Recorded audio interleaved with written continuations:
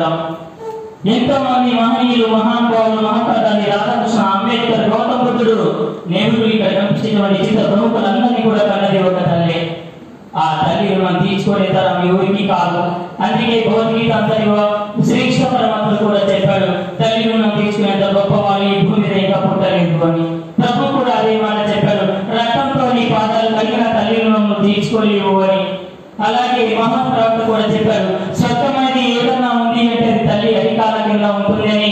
నడుస్తున్నా నీ చావులు, నడుస్తున్నా నీ భక్తులు, నడుస్తున్నా నీ నడవడికలో సంస్కారంలో నేను కన్న తల్లి ఈ తల్లి.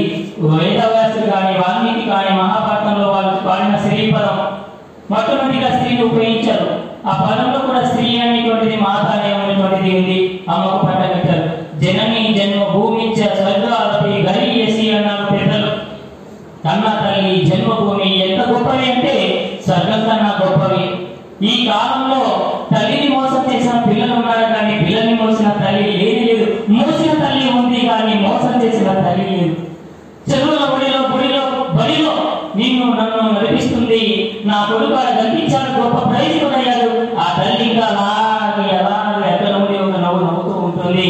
నా కొడుకు ప్రైజ్ ఎదురు చూస్తూ ఉంటుంది. అలాంటి ఆ తల్లి రుణాన్ని తీసుకున్నటువంటి మహానుభావులు ఇక్కడ ఎందరెందరో ఉన్నారు. గ్రేట్ సైంటిస్ట్ అందరి వాళ్ళు కూడా తన తల్లి కొరకు పాఠశాలలో పిల్లలు చేస్తే మీ బాబు చదవలేదమ్మా, మీ బాబు చదవలేదమ్మా, సరిగా రావట్లేదమ్మా అంటే సరే నా కొడుకు గొప్ప ప్రయోజనం చేసే గొప్ప లేదనుకొని ఆ చిన్న చిట్టి తీసుకెళ్ళి ఇంటికి వెళ్ళి కొడుకు చూపించదు.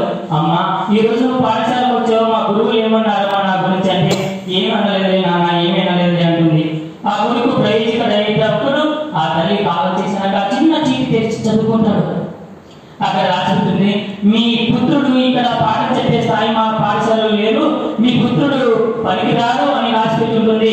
కానీ సైంటిస్ట్ గొప్పవాడయ్యాక ఆ తల్లిని తలుసుకొని నా తల్లి ఆ రోజు రహస్యాన్ని దాచిపెట్టుకుని కడుపులో దాచుకుంది. తల్లి కడుపు చూస్తుంది, ఆ జోబు చూస్తుంది అని కూడా చెప్తూ ఉంటారు. గొప్ప ప్రయోజకులైనాక ఆ తల్లి తలుచుకుంటూ ఉంటారు. అక్కడ కనిపించేటువంటి గౌతమ బుద్ధుడు మహర్షి, సిద్ధార్థుడు, ఆయన పుట్టి పెరిగిన వెంటనే తండ్రి గారి విషయాలు చెప్తారు.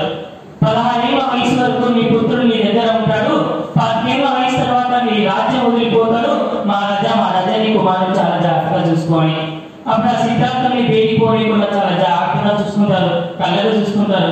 అలా ఆయన వివాహం అయ్యి ఇద్దరు కొడుకు కూతురు కూడా పుట్టిన తర్వాత గౌతమ బుద్ధుడు